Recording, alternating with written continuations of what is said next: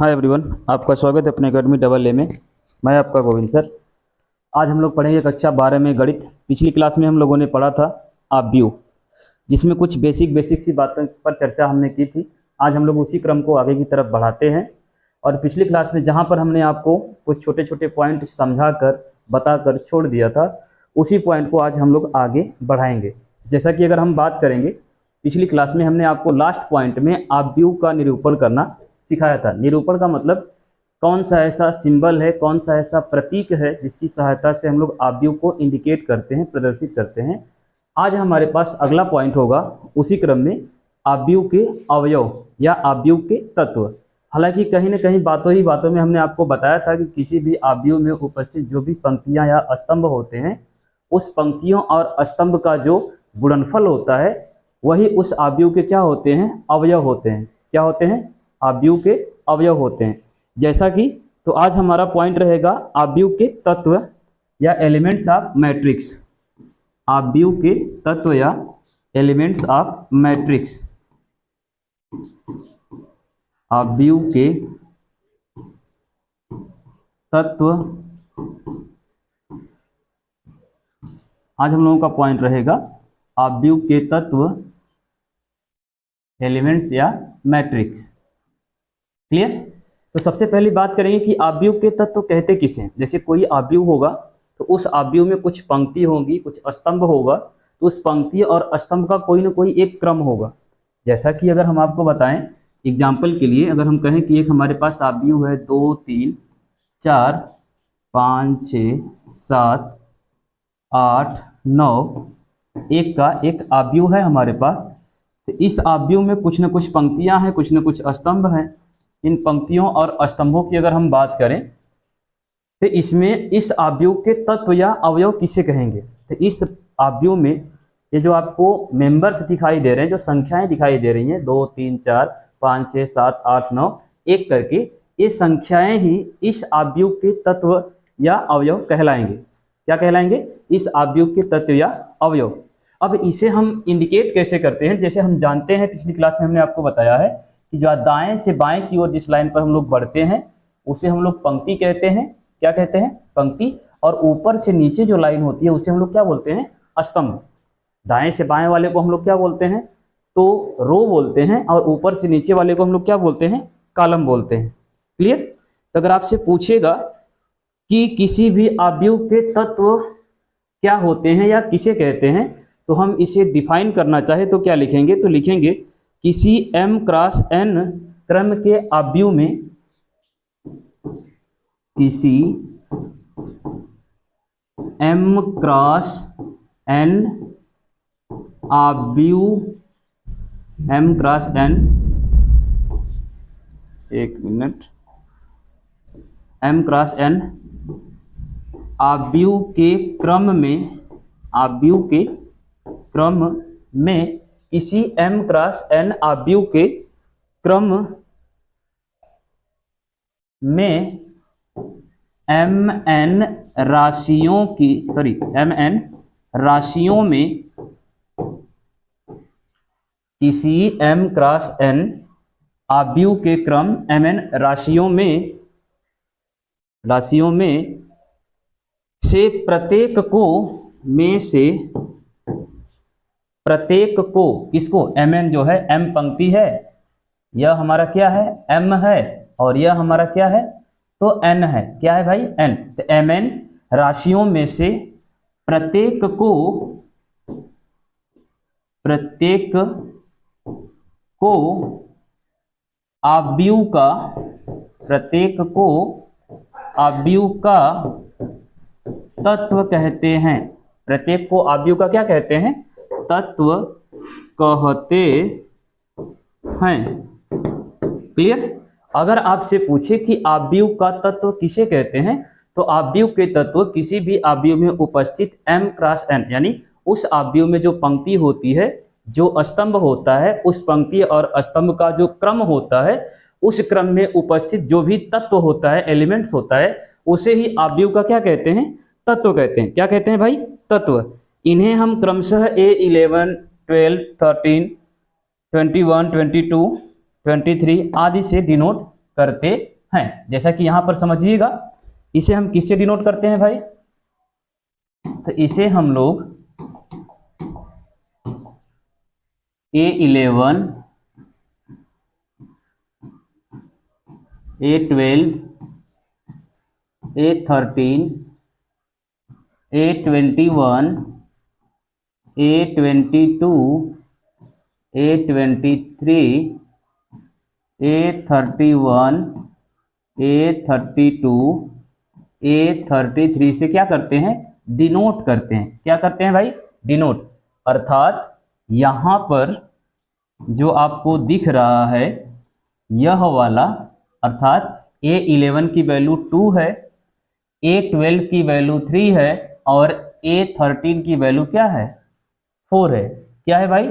4 है। और यही हमारा A11 जो है क्या है? तो 2 है। A12 क्या है? 3 है। A13 क्या है? 4 है। उसी प्रकार A21 5 है, A22 6 है, A23 7 है। ठीक उसी प्रकार A31 8, A32 9, A33 1।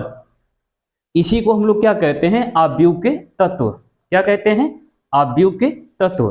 तो उम्मीद है कि अगर आपसे क्वेश्चन बनेगा कि आव्यूह के तत्व किसे कहते हैं, तो आव्यूह का तत्व उस आव्यूह में उपस्थित m क्रॉस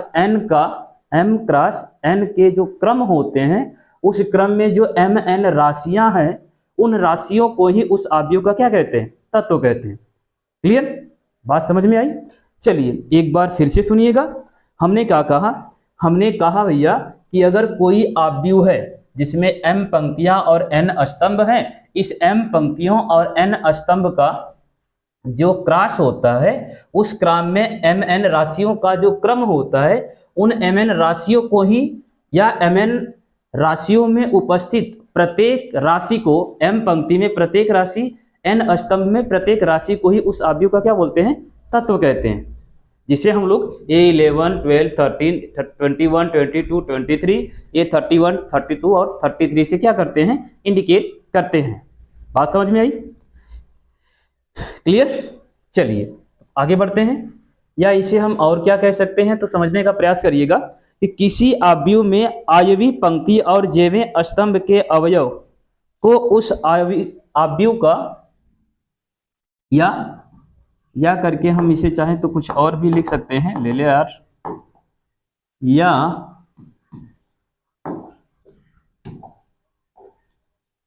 किसी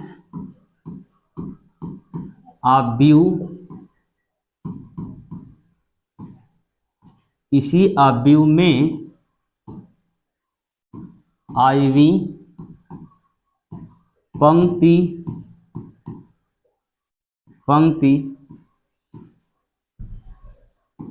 तथा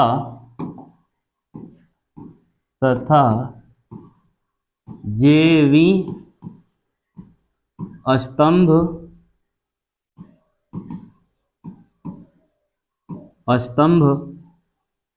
को आयवी पंक्ति और जेवें स्तंभ को उस आव्यूह का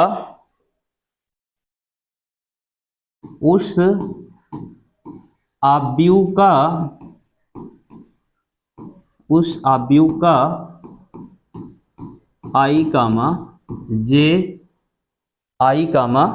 J वा अवयव कहते हैं। क्लियर? तो यह अवयव वाली तो बात क्लियर है। ये तो हमने पीछे भी आपको बताया था। एक बार हमने सोचा कि इस चीज को हम क्या कर दे, रिपीट कर दे। वहां पर हमने I की जगह M और J की जगह N इस्तेमाल किया था कि भैया किसी भी आव्यूह में M पंक्ति तथा N स्तंभ को उस आव्यूह का MN अवयव कहते हैं। क्लियर? यहाँ पर I और J के नाम से भी आप इसे डिनोट कर सकते हैं। इसमें घबराने की कोई सी बात नहीं है। यहाँ पर जो हमारा पॉइंट है सीधा सीधा बस इतना सा है कि हम जो आपको समझाना चाह रहे हैं कि आव्यूह के तत्व क्या होते हैं। तो आव्यूह में उपस्थित जो भी चर राशियां होती हैं, नंबर ऑफ डिजिट जो भी दिया रहता है 2 3 5 4 जो भी है, किसी भी आव्यूह में उपस्थित जो भी संख्यात्मक मान होता है उसी संख्यात्मक मान को उस आव्यूह का क्या बोलते हैं, तत्व कहते हैं। इससे आसान और सरल शब्दों में तो हो ही नहीं सकता। किसी भी आव्यूह में उपस्थित जो भी संख्यात्मक मान होता है, चर या अचर जो भी है संख्यात्मक मान है, उसी संख्यात्मक मान को उस आव्यूह का क्या बोलते हैं, तत्व कहते हैं। क्लियर। अब यह 11, 12, 13 वाला तो मामला समझ में आ गया होगा। चलिए तो आगे बढ़ते हैं, एक नया पेज लेते हैं और समझाने का प्रयास करते हैं। जैसा कि देखिएगा कह रहा है कि किसी आव्यूह में उपस्थित कुल अवयवों की संख्या उसकी पंक्ति और स्तंभों की संख्या के गुणनफल के बराबर होती है। ये चीज तो हमने भी आपको पहले ही बताई है कि किसी भी आव्यूह में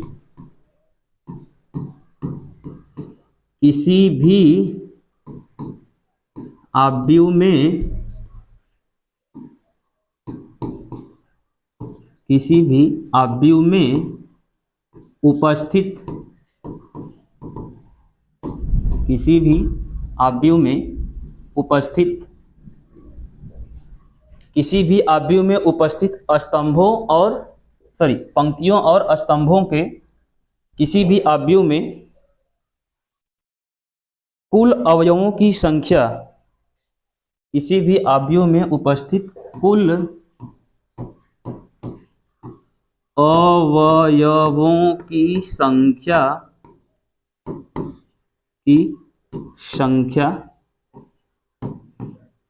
किसी भी आव्यूह में उपस्थित कुल अवयवों की संख्या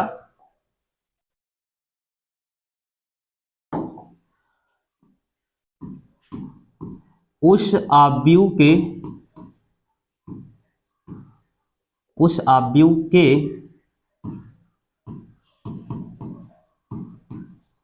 पंक्ति और स्तंभों के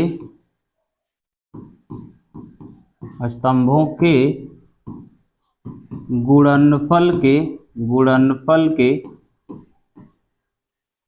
उस आव्यूह के पंक्ति और स्तंभों के गुणनफल के बराबर होती है।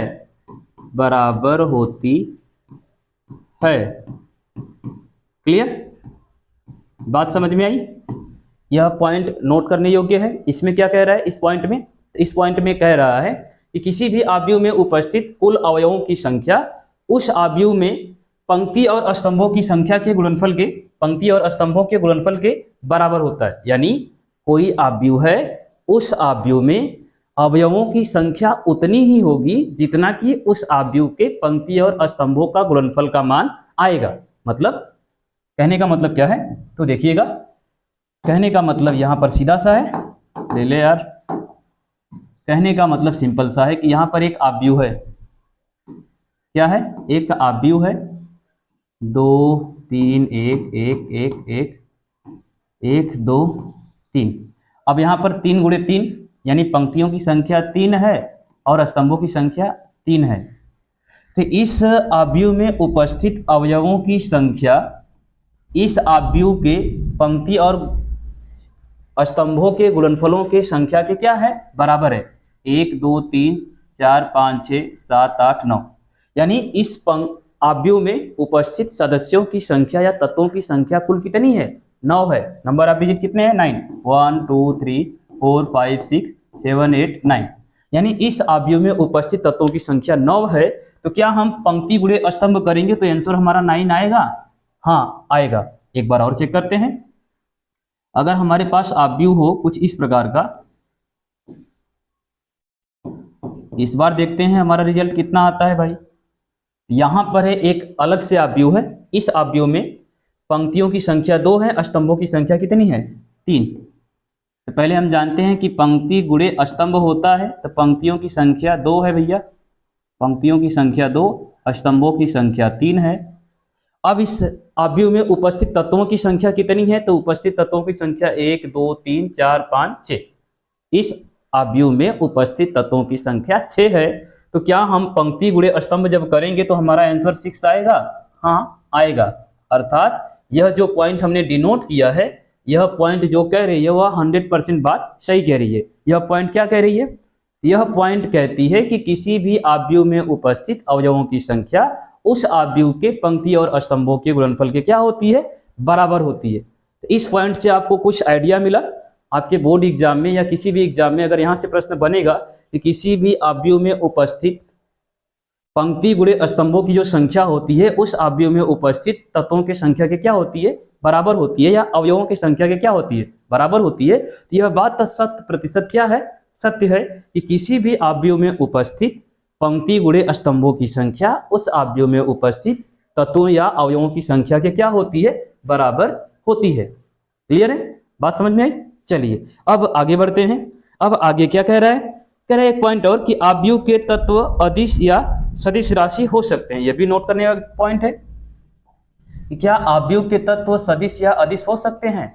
अब सदिश राशि या अदिश राशि करके आप लोगों ने पढ़ा होगा, फिजिक्स की क्लास चलती है आपकी, आप चाहें तो वहां से आपके प्लेलिस्ट में होगा एक फिजिक्स का क्लास, वहां से चाहें तो आप चीजों को समझने का प्रयास करिए, वहां पर आपको बताया जाएगा सदिश और अदिश राशि करके।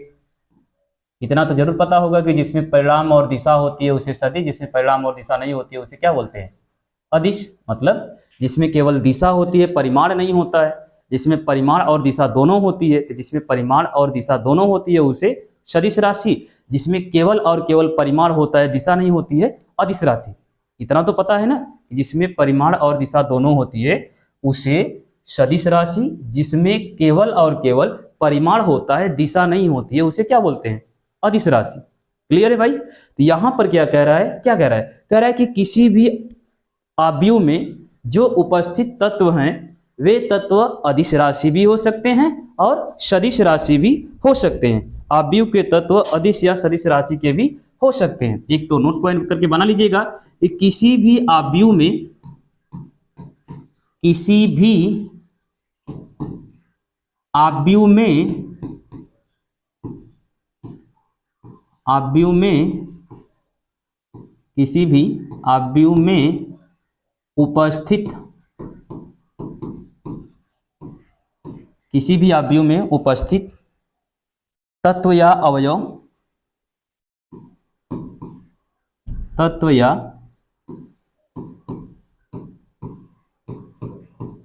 अवयव, किसी भी आव्यूह में उपस्थित तत्व या अवयव, कामा अदिश या सदिश, अदिश या सदिश राशि,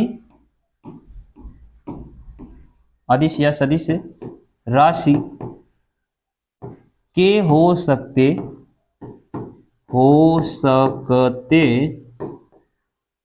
हैं। क्लियर।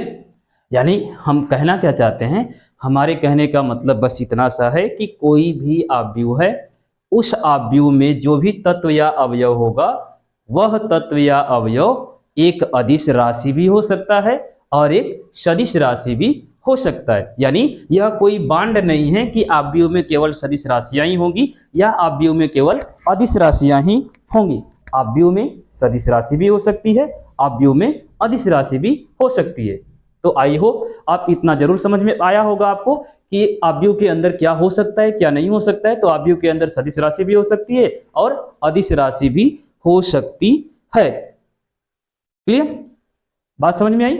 चलिए तो अब हम इसको एक एग्जाम्पल के थ्रू समझने का प्रयास करते हैं। जैसा कि अभी हम लोगों ने जो सीखा है, क्या क्या हमने सीखा है, तो उसे हम लोग सॉल्व करने का प्रयास करते हैं। जैसे कि देखिएगा, अगर हम आपसे बात करें कि हमारे पास एक आव्यूह है, उस आव्यूह का क्रम या कोटि 8 है।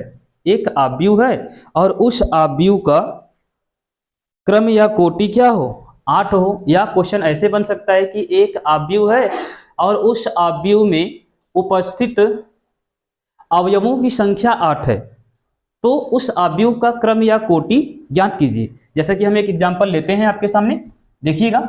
अगर हम बात करें कि कोई आव्यूह है, जैसे किसी आव्यूह में अवयवों की संख्या 8 है, किसी आव्यूह में, किसी आव्यूह में उपस्थित, किसी आव्यूह में उपस्थित अवयवों या तत्वों की संख्या, तत्वों की संख्या किसी आव्यूह में उपस्थित अवयवों या तत्वों की संख्या 8 है। किसी आव्यूह में उपस्थित अवयवों या तत्वों की संख्या 8 है, तो उस आव्यूह की क्रम या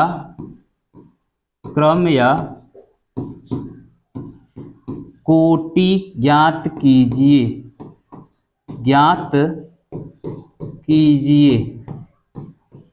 क्लियर? एक हमने आपके सामने एग्जाम्पल रखा है और इस एग्जाम्पल के थ्रू कुछ हम समझाने का प्रयास करते हैं। देखिएगा, अब हमारा एग्जाम्पल क्या कह रहा है? एग्जाम्पल कह रहा है भैया कि एक आव्यूह है। क्या है? एक आव्यूह है। उस आव्यूह में उपस्थित अवयवों या तत्वों की संख्या कितनी है? तो उस आव्यूह में उपस्थित अवयवों या तत्वों की संख्या 8 है। कितना है? 8। तो आपको बताना है कि उस आव्यूह की क्रम या कोटि क्या होगी। उस आव्यूह की क्रम या कोटि क्या होगी या क्या हो सकती है? क्या हो सकती है? ऐसा करते हैं कि क्या होगी की जगह ऐसे करते हैं कि चेंज कर लेते हैं, क्या हो सकती है? उस आव्यूह की क्रम या कोटि क्या हो सकती है। अब ज्ञात कीजिए में तो केवल एक ही आंसर हो जाएगा, लेकिन हमको एक से अधिक आंसर चाहिए, तो थोड़ा क्वेश्चन को घुमाते हैं और आप बताइएगा कि उस आव्यूह की क्रम या कोटि क्या हो सकती है। तो सबसे पहली बात कि किसी भी आव्यूह का क्रम या कोटि कहते किसे हैं? हमने आपको पढ़ाया है किसी भी आव्यूह में कि किसी भी आव्यूह का क्रम या कोटि क्या होती है। ये चीज हमने आपको सिखाया है ना भाई? हाँ, तो बताइए कि किसी भी आव्यूह का क्रम या कोटि कहते किसे हैं? तो किसी भी आव्यूह का क्रम या कोटि उस आव्यूह में उपस्थित पंक्तियों और स्तंभों के संख्या के गुणनफल के बराबर होती है। किसी भी आव्यूह के क्रम या कोटि को उस आव्यूह में उपस्थित पंक्तियों और स्तंभों का जो गुणनफल होता है, किसी भी आव्यूह में पंक्तियों और स्तंभों का जो गुणनफल होता है, वही गुणनफल का जो मान आता है उसी को उस आव्यूह का क्रम या कोटि कहते हैं। क्या कहते हैं? किसी भी आव्यूह में उपस्थित पंक्तियों और स्तंभों के गुणनफल को ही उस आव्यूह का क्रम या कोटि कहते हैं। तो जाहिर सी बात है, हमसे पूछा क्या है कि किसी भी आव्यूह में उपस्थित अवयवों या तत्वों की संख्या 8 है, तो उस आव्यूह की क्रम या कोटि क्या हो सकती है। तो सबसे पहली बात कि इसमें स्तंभ और पंक्तियों की संख्या क्या हो सकती है, सीधा सीधा यही आपसे पूछ रहा है कि इस आव्यूह में पंक्ति और स्तंभों की संख्या क्या क्या हो सकती है। बात समझ में आई? अगर आप प्रश्न को समझ पाए तो आंसर आसान हो जाएगा। सीधा सीधा कह रहा भैया कि यह जो प्रश्न है, इस प्रश्न में अवयवों की संख्या कितनी है? 8। यानी आपको बताना है कि 8 हम कितने प्रकार से ला सकते हैं। पंक्तियों की संख्या कितनी होगी, स्तंभों की संख्या कितनी होगी। अब अगर हम यम इंटू यन करेंगे, यम पंक्ति और एन स्तंभ का क्रॉस कराएंगे, तो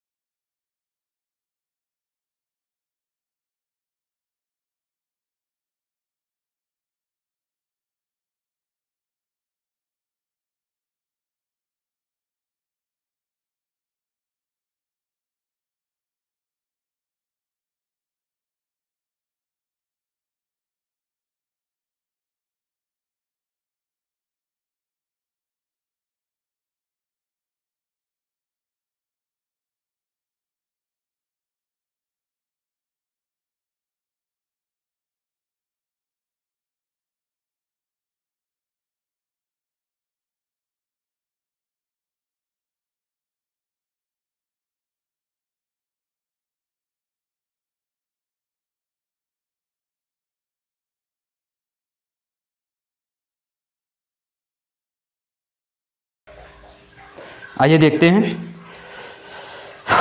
उस माइक की बैटरी डिस्चार्ज हो गई थी, तो हो सकता है कि आवाज़ बीच में कहीं गायब हो गई हो, हमने ध्यान नहीं दिया। चलिए एक बार फिर से हम दोहरा देते हैं, देखिएगा, घबराइएगा मत। हम इसी एग्जाम्पल की बात कर रहे थे। यह दिख रहा है आपको साफ साफ? इसमें कह क्या रहा है? कह रहा है कि किसी आव्यूह में उपस्थित अवयवों या तत्वों की संख्या 8 है, तो उस आव्यूह के क्रम या कोटि क्या हो सकती है। तो हम जानते हैं कि किसी भी आव्यूह का क्रम या कोटि उसमें उपस्थित पंक्ति और स्तंभों के गुणनफल की क्या होती है? बराबर। जैसा कि m × n बराबर 8, जैसा कि सवाल हमारे पास दिया है, किसी आव्यूह में उपस्थित अवयव या तत्वों की संख्या कितनी है? 8 है, तो उस आव्यूह की क्रम या कोटि ज्ञात कीजिए। तो हम जानते हैं कि किसी भी आव्यूह में उपस्थित क्रम या कोटि, किसी भी आव्यूह का क्रम या कोटि उस आव्यूह में उपस्थित पंक्ति और स्तंभों के गुणनफल के बराबर होता है। तो सीधा सीधा यम पंक्ति है और यन क्या है? स्तंभ है। यम पंक्ति और यन स्तंभ बराबर हमारा आना कितना चाहिए? 8, यानी यम क्रॉस यन बराबर कितना आना चाहिए? 8 आना चाहिए। तो 8 कितने रूप में आ सकता है? 1 × 8 आ सकता है। अगर पंक्तियों की संख्या 1, स्तंभों की संख्या 8 हो तब बराबर 8 आएगा। पंक्तियों की संख्या 8 और स्तंभों की संख्या 1 हो तब बराबर 8 आएगा। पंक्तियों की संख्या 2 और स्तंभों की संख्या 4 हो तब 8 आएगा। पंक्तियों की संख्या 4 और स्तंभों की संख्या 2 हो तब क्या आएगा? 8 आएगा। तो उम्मीद है कि यह चीज़ आपको जरूर समझ में आई है। यह एग्जाम्पल आपको 100% समझ में आया है। क्लियर है? चलिए एक ऐसा ही इससे मिलता जुलता एग्जाम्पल या कुछ अलग प्रकार का हम एग्जाम्पल आपके सामने प्रस्तुत करते हैं, और उस एग्जाम्पल के थ्रू हम लोग आव्यूह के प्रश्नों को समझने का प्रयास करेंगे। जैसा कि सवाल देगा कैसे, तो अभी जो हमने एक एग्जाम्पल यह भी समझा है, इस एग्जाम्पल के थ्रू भी आपको सवालों को समझने का प्रयास कर सकते हैं कि आपसे परीक्षाओं में किस प्रकार से सवाल पूछेगा, तो आप उसका आंसर कैसे देंगे। क्लियर है? चलिए तो हम आपके सामने एक और अगला एग्जाम्पल प्रस्तुत करते हैं, और उस एग्जाम्पल के थ्रू हम समझने का प्रयास करते हैं। कह रहे हैं कि 2 × 3 क्रम का आव्यूह है। एक ऐसा आव्यूह है, एक 2 × 3, 2 × 3 यानी 2 × 3 का आव्यूह है।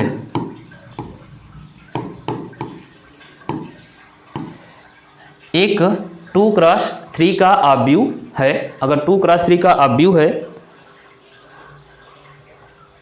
या ऐसे कर सकते हैं कि एक 2 × 3 के आव्यूह की रचना कीजिए। एक 2 × 3 का आव्यूह की रचना, मतलब बनाइए, बताइए या बनाइए कि कैसे बनेगा। एक आपको आव्यूह बनाना है। कैसा आव्यूह बनाना है? 2 × 3 के आव्यूह की रचना करनी है।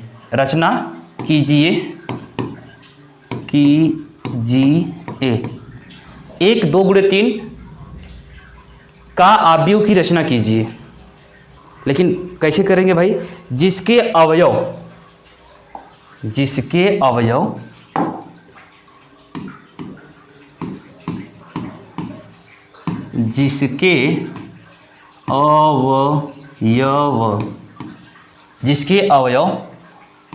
AIJ बराबर 5I - 3J, जिसके अवयव AIJ बराबर 5I - 3J। हाफ कर लेते हैं, 1/2 कर लेते हैं। 1 मिनट। हाफ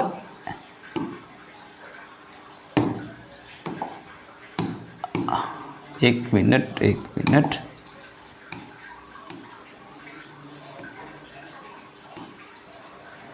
1/2 5I 3J द्वारा दिया गया है।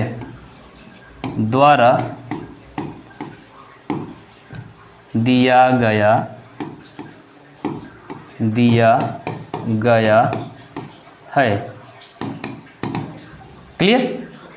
तो यह रहा आपका एक एग्जाम्पल या प्रश्न, जो भी समझना है इसे मानिए, और मानकर आपको करना क्या है? क्या करना है भाई? तो कह रहा है कि एक ऐसे आव्यूह की रचना कीजिए। कैसे आव्यूह? एक ऐसे आव्यूह की रचना कीजिए जिसमें पंक्ति और स्तंभों की संख्या, यह पंक्ति है और यह क्या है? स्तंभ है। पंक्ति और स्तंभों की संख्या 2 × क्या हो? 3 हो। और उसकी कंडीशन भी दे रहा है कि आप जो निरूपित करेंगे ना उसके अवयव क्या होंगे, तो उसके अवयव भैया होंगे 1/2 अवयव 5i-3j द्वारा दिया गया है। तो हम निकालेंगे कैसे? अब हम जानते हैं कि किसी भी अवयव को अगर हम इंडिकेट कर रहे थे तो वहाँ पर aij था, और यह aij क्या हो सकता है, तो यह aij a11 हो सकता है, a12 हो सकता है, a13 भी हो सकता है, a21 हो सकता है, a23 हो सकता है, a22 और 33 कुछ भी हो सकता है। क्लियर? यानी aij कुछ भी हो सकता है, लेकिन इसमें aij में यह जो j है यह आपका स्तंभ होगा। क्या होगा? स्तंभ। और यह जो i है यह आपकी क्या होगी? पंक्ति होगी। aij में i आपकी पंक्ति है, j आपका क्या है? स्तंभ है। क्लियर है? तो यहाँ से तो एक चीज़ क्लियर ही हो गई कि m हमारी क्या है? पंक्ति है, n हमारा क्या है? स्तंभ है। m हमारी पंक्ति है, n हमारा क्या है? स्तंभ है। यहाँ से भी क्लियर हो ही गया कि aij में a क्या है, तो i क्या है? पंक्ति, और j क्या है? स्तंभ।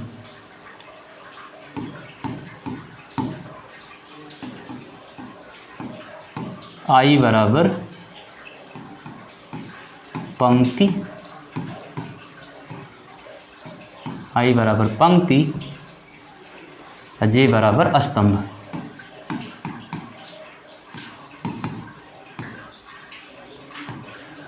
ओके, पंक्तियों की संख्या हमारे पास क्या है? 1, 2। स्तंभों की संख्या 1 मान लें, 2 मान लें और 3। माना पंक्तियों की संख्या 1, 2, स्तंभों की संख्या 1, 2, 3। एक बार 1 रखेंगे, जब i का मान 1 रखेंगे तो j का भी मान 1 रखेंगे, i का मान 2 रखेंगे तो j का मान भी 2 रखेंगे। फिर 3 के लिए क्या करेंगे? 3 के लिए भी i का मान 2 रखेंगे और j का मान 3 रखेंगे। 3 के लिए भी क्या करेंगे? i का मान 2 और 3 का मान j का मान क्या रखेंगे? 3 रखेंगे। इतना स्पष्ट है? इसमें किसी को कोई समस्या? चलिए देखिएगा, सॉल्व करते हैं। सबसे सिंपल समीकरण हमारा यही है, इसी समीकरण पर हमको मान रखना है और सवाल को सॉल्व करना है। चलिए तो एक बार समीकरण को रख लेते हैं। समीकरण है क्या? 1/2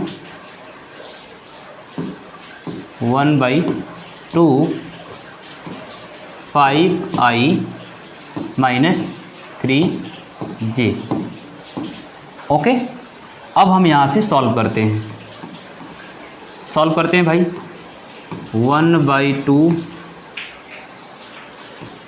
5 × 1 माइनस 3 × 1।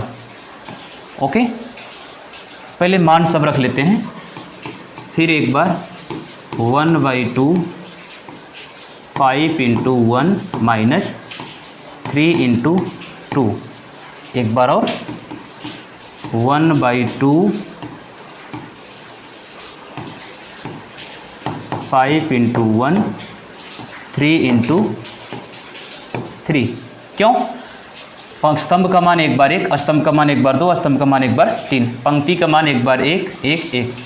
अब यहाँ से जब सॉल्व करेंगे तो क्या प्राप्त होगा हमें? तो यहाँ से हो जाएगा 1/2, अंदर क्या बचेगा भैया? तो अंदर बचेगा 5 और 3, 5 में से 3 घटा देंगे 2, क्या बचेगा? 2। तो फाइनली 2 से 2 कट जाएगा, यह वाला इससे कट जाएगा, तो फाइनली का हमें मिल जाएगा 1। तो यहाँ पर तो हो जाएगा 1/2 का 1/2 बाहर ही रहेगा, अंदर ये हो जाएगा 2 3 6 माइनस का 6 और ये 5, तो माइनस का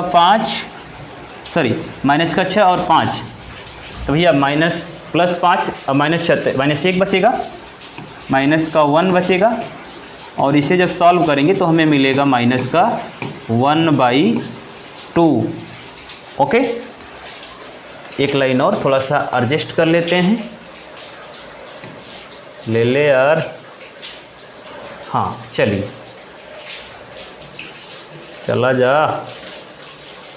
ठीक है, चलिए यहाँ पर आते हैं।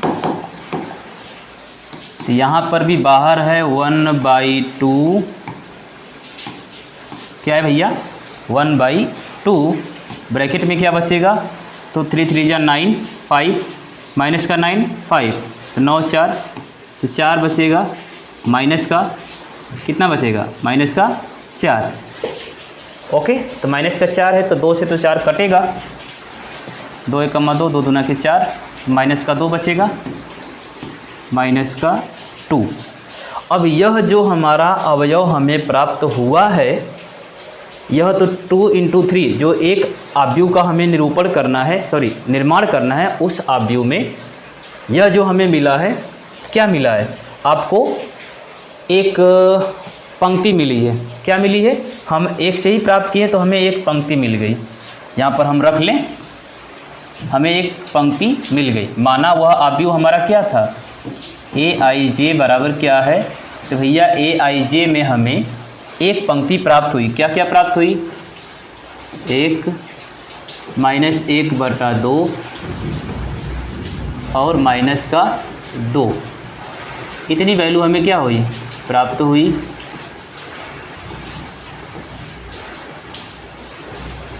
माइनस का 1/2,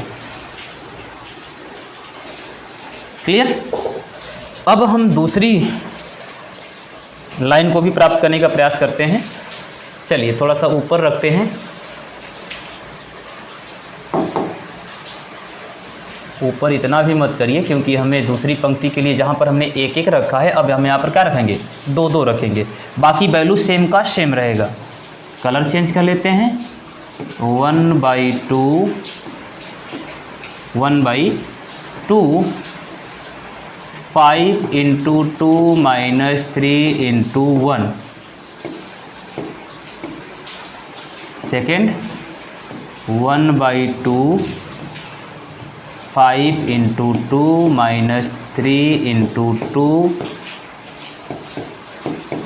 थोड़ा ऊपर करते हैं, ले भाई, अरे हो जा, चलो 1/2, 5 × 2 - 3 × 3। अब करते हैं इसे सॉल्व, तो हो जाएगा 5 2 जा 10, 5 दूना के 10 - 3, 10 में से 3 जाएगा 7, तो हो जाएगा भैया 1/2, अंदर हो जाएगा 7, 10 3 7 7। सॉल्व करेंगे फाइनली तो हमें प्राप्त होगा माइनस प्लस 7/2। सेकेंड लाइन को अगर हम प्राप्त करें तो यहाँ पर होगा 1/2, 5 दूना के 10 और 6 4, प्लस का 4 आएगा और इस 2 से यह 4 कटेगा, कितना बचेगा, तो यहाँ पर बचेगा केवल और केवल प्लस का 2। लास्ट लाइन 1/2, ब्रैकेट में 10 और 9, तो 1, फाइनली जब बाहर आएगा तो 1/2। क्लियर। यानी इस बार जो हमें मिला, सेकेंड पंक्ति जो हमें प्राप्त हुई है, यह प्राप्त हुई है। तो फर्स्ट पंक्ति हमारी क्या थी, थोड़ा छोटा करके समझाते हैं, देखिएगा, दिख रहा है आपको, ओके, दिख रहा है ना पूरा सवाल एक बार में, हाँ दिख रहा है। चलिए देखिएगा, हमने क्या कहा, अरे हमने कुछ नहीं कहा, जो आया उसको हमने निकाल दिया। अब देखिए सेकेंड पंक्ति में आया है 7/7/2, यहाँ पर है 2, फिर है 1/2, दिख रहा है। यानी पहली बार कह रहे हैं, जो हमसे आंसर पूछा है, जो क्वेश्चन हमारा पूछा है, उस क्वेश्चन में क्या कह रहा है कि 1 2 क्रॉस 3 का 2 क्रॉस 3 का आव्यूह की रचना कीजिए, जिसके अवयव Aij बराबर 1/2 मॉड सारणी आव्यूह 5i - 3j द्वारा दिया गया है। तो हमने माना कि आई पंक्ति है तो पंक्ति का मान 1 या 2 रखेंगे। जब 1 रखेंगे पंक्ति का मान तो स्तंभ का मान 1 2 3 रखेंगे। तो एक बार हमने 1 रखा तो पंक्ति का मान 1 रखा तो स्तंभ का भी मान 1 रखा तो हमारा आंसर 1 आया। पंक्ति का मान 1 रखा, स्तंभ का मान 2 आया तो हमारा आंसर -1/2 आया। पंक्ति का मान 1 रखा, स्तंभ का मान 3 आया रखा तो हमारा आंसर -2 आया। तो ये हमारी पहली पंक्ति क्या हुई? क्लियर हुई। पहली पंक्ति क्या हो गई भैया? क्लियर हो गई। फिर उसी प्रकार जब हमने पंक्ति का मान 2 रखा तो स्तंभ का मान एक बार 1 रखा, पंक्ति का मान 2 रखा, स्तंभ का मान 2 रखा, पंक्ति का मान 1 रखा, स्तंभ का मान 3। जब पंक्ति का मान 2 रखते हैं, स्तंभ का मान 1 रखते हैं तो 7/2 आता है। क्या आता है? 7/2। पंक्ति का मान अगर 2 रखते हैं, स्तंभ का भी मान 2 रखते हैं तो आंसर 2 आता है। पंक्ति का मान 2 रखते हैं, स्तंभ का मान 3 रखते हैं तो आंसर का मान आता है 1/2। कितना आता है? 1/2। अर्थात यहाँ से जो हमारा 2/3 का आव्यूह की रचना करनी थी वह आव्यूह फाइनली हमारे पास क्या है? तो यही है। कौन सा? तो वह आव्यूह है 1 - 1/2 -2 7/2 2 1/2। यही हमारा क्या है भैया? आंसर है। और यही हमसे क्या कर रहा था? पूछ रहा था कि आप एक 2x3 के आव्यूह की क्या करिए? रचना करिए। 2/3 आव्यूह की क्या करनी है? रचना करनी है। तो उम्मीद करते हैं कि इस एग्जाम्पल के थ्रू आप उस आव्यूह की रचना करने में सक्षम होंगे। मिलेंगे अगली क्लास में कुछ और प्रश्नों और फैक्ट के साथ। तब तक के लिए धन्यवाद।